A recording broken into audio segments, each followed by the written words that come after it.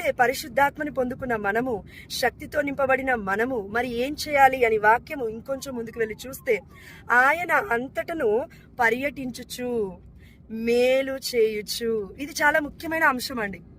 చాలా మంది పరిశుద్ధ ఆత్మను పొందుకున్నాము కదా, జ్ఞానస్నానం పొందుకున్నాం కదా, సరిపోతుంది అనుకుంటాము.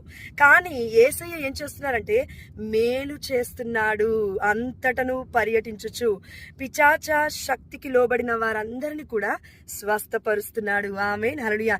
ఇదంతా ఎలా సాధ్యమవుతుంది అని వాక్యం చూస్తే, ఏలైనా దేవుడు ఆయనతో ఉండెను. ఎస్, దేవుడు మనతో ఉండాలి ప్రతి క్షణము కూడా. కాబట్టి ఇమ్మానుయేలు అనగా దేవుడు మనతో ఉన్నాడు. ఆమేన్, హల్లెలూయా. దీన్ని మనం ప్రకటించుదాం. అనేకులకు ఆశీర్వకరంగా ఆ దేవాదేవుడు మనందరినీ ఉంచునుగాక. పరిశుద్ధాత్మతో నింపబడుతూ దేవుడి యొక్క శక్తికి ఎల్లవెల్లా అనుగ్రహ పూర్వకంగా మనం అందరము ఉందుముగాక. ఆమేన్, హల్లెలూయా. God bless you all. Amen.